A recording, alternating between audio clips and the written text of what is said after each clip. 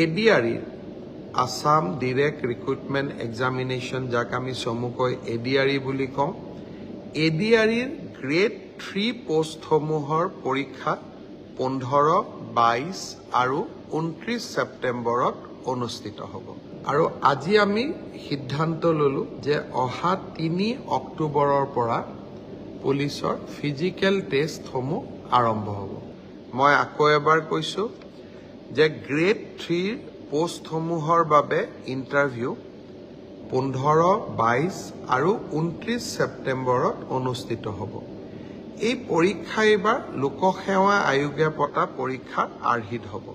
প্ৰথমতে প্ৰিলিমিনাৰী পৰীক্ষা হ'ব তাৰ পিছত মেইনছ হ'ব আৰু মেইনছৰ পিছত আমি ভাইভা প্ৰক্ৰিয়াৰ মাজেৰে আমি সমগ্ৰ ইণ্টাৰভিউ প্ৰক্ৰিয়াটো সমাপ্ত কৰিম ঠিক সেই ধৰণে চতুৰ্থ শ্ৰেণীৰ বাবেও আমি একেটাই ব্যৱস্থা হাতত ল'ম প্ৰথমতে প্ৰিলিমছ তাৰ পিছত মেইনছ আৰু তাৰ পিছত ভাইভা ভচি গ্ৰেড 4 বা চতুৰ্থ শ্ৰেণীৰ পদৰো প্ৰিলিমছ 20 আৰু 27 অক্টোবৰত অনুষ্ঠিত হ'ব য'তে মই যাওঁ তাতে আমাৰ আৰক্ষীত আবেদন কৰা ল'ৰা ছোৱালীসকলে মোক সুধি থাকে যে দাদা মামা পুলিচৰ ফিজিকেল ইণ্টাৰভিউ কেতিয়াৰ পৰা আৰম্ভ হ'ব আমি অসম পুলিচত 6,434টা পোষ্টৰ বাবে আবেদনৰ প্ৰক্ৰিয়া আৰম্ভ কৰিছিলোঁ আৰু আজি আমি সিদ্ধান্ত ললো যে অহা 3 অক্টোবৰৰ পৰা পুলিচৰ ফিজিকেল টেষ্টসমূহ আৰম্ভ হ'ব গতিকে মই সকলোকে অনুৰোধ কৰিম যে বানপানীৰ যেতিয়াই পানী শুকাব আমাৰ খেলপথাৰসমূহ মুকলি হ'ব আমি দৌৰা প্ৰেক্টিছ আৰম্ভ কৰিব লাগে কাৰণ 3 অক্টোবৰৰ পৰা অসম আৰক্ষীৰ ফিজিকেল টেষ্ট আৰম্ভ হ'ব মোৰ লক্ষ্য হৈছে যে ফিজিকেল টেষ্ট ৰিটেন আৰু ভাইভা তিনিওটা প্ৰক্ৰিয়া সম্পূৰ্ণ কৰি এই বিত্তীয় বৰ্ষতে আমি যাতে এই 6,434টা পদ ভৰ্তি কৰিব পাৰোঁ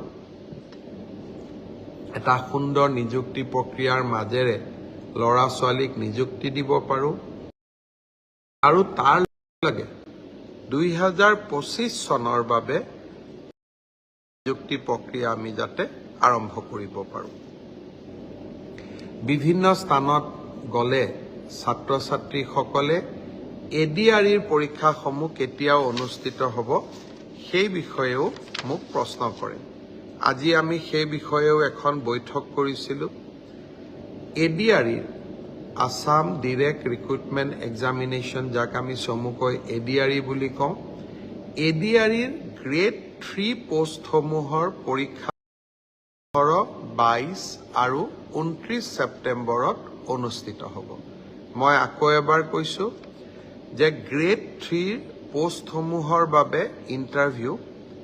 15, 22 আৰু 29 ছেপ্টেম্বৰত অনুষ্ঠিত হ'ব এই পৰীক্ষা এবাৰ লোকসেৱা আয়োগে পতা পৰীক্ষাৰ আৰ্হিত হ'ব প্ৰথমতে প্ৰিলিমিনাৰী পৰীক্ষা হ'ব তাৰ পিছত মেইনছ হ'ব আৰু মেইনছৰ পিছত আমি ভাইভা প্ৰক্ৰিয়াৰ মাজেৰে আমি সমগ্ৰ ইণ্টাৰভিউ প্ৰক্ৰিয়াটো সমাপ্ত কৰিম প্ৰিলিমছ এক্সাম তৃতীয় শ্ৰেণীৰ পদসমূহৰ বাবে 15, 22 আৰু 29 ছেপ্টেম্বৰত অনুষ্ঠিত হ'ব আজি আমি জুলাই মাহত আছো মই আশা কৰিম যে আমাৰ শিক্ষাৰ্থীসকলে চাকৰি প্ৰাৰ্থীসকলে যাতে পঢ়া শুনা আৰম্ভ কৰে ঠিক সেই ধৰণে চতুৰ্থ শ্ৰেণীৰ বাবেও আমি একেটাই ব্যৱস্থা হাতত ল'ম প্ৰথমতে প্ৰিলিমছ তাৰ পিছত মেইনছ আৰু তাৰ পিছত ভাইভা ভচি গ্ৰেড 4 বা চতুৰ্থ শ্ৰেণীৰ পদৰো প্ৰিলিমছ 20 আৰু 27 অক্টোবৰত অনুষ্ঠিত হ'ব আমাৰ গ্ৰেড 3 প্ৰায় 7,500 পোষ্ট আছে আৰু গ্ৰেড 4ত প্ৰায় 4,500 বা আৰু অলপ 100-200 বেছি ইমানখিনি আমাৰ পোষ্ট খালী হৈ আছে। এটা স্বচ্ছ নিযুক্তি প্ৰক্ৰিয়াৰ মাজেৰে আমি এই পদখিনি পূৰণ কৰিম। এলিমেণ্টাৰী এডুকেশ্যন প্ৰাথমিক শিক্ষা বিভাগৰ শিক্ষকসকলৰ নিযুক্তিৰ প্ৰক্ৰিয়াও খুব সোনকালে আৰম্ভ হ'ব। অৱশ্যে ছেকেণ্ডাৰী এডুকেশ্যনত আমাৰ অকণমান সময় লাগিব, কাৰণ প্ৰথমবাৰৰ বাবে অসমত আমি গ্ৰেজুৱেট টিচাৰ মেথছ বুলি এটা নতুন পদ সৃষ্টি কৰিব খুজিছোঁ। আমাৰ স্কুলবিলাকত, হাইস্কুলবিলাকত ইমান দিনে গ্ৰেজুৱেট টিচাৰ ছায়েন্স আছিলে। মেথছৰ বাবে সুকীয়া শিক্ষক নাছিলে। যোৱা কালি শিক্ষা বিভাগৰ লগত মই বহুত দেৰি বহিছিলোঁ আৰু আমি এটা সিদ্ধান্ত লৈছোঁ যে আমাৰ হাইস্কুলবিলাকত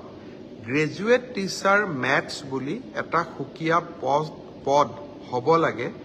যাতে গণিতৰ ওপৰত আমি একোজন শিক্ষক নিযুক্তি দিব পাৰোঁ। গণিতৰ শিক্ষক নোহোৱা বাবে আমাৰ স্কুলসমূহত শিক্ষা ব্যৱস্থাত বহুত জটি পৰে। শিক্ষা বিভাগে কেইবা হাজাৰো, বিশেষকৈ প্ৰথম অৱস্থাত প্ৰায় 2000 গণিত শিক্ষকৰ পদ সৃষ্টি কৰিব লাগিব। সেয়েহে মাধ্যমিক শিক্ষকৰ নিযুক্তি প্ৰক্ৰিয়াটো এমাহ বা 2 মাহ পিছত আমি আৰম্ভ কৰিম। সেই হ'লেও মোৰ লক্ষ্য যে এই গোটেই পোষ্টখিনি গ্ৰেড 3ত 7,600, গ্ৰেড 4ত 5,000, পুলিচত 6,434, এলিমেণ্টাৰী এডুকেশ্যনত 5,550 গৰাকী শিক্ষক, ছেকেণ্ডাৰী এডুকেশ্যনতো প্ৰায় 8,000 শিক্ষক, এই গোটেই অৰ্থাৎ প্ৰায় 35,000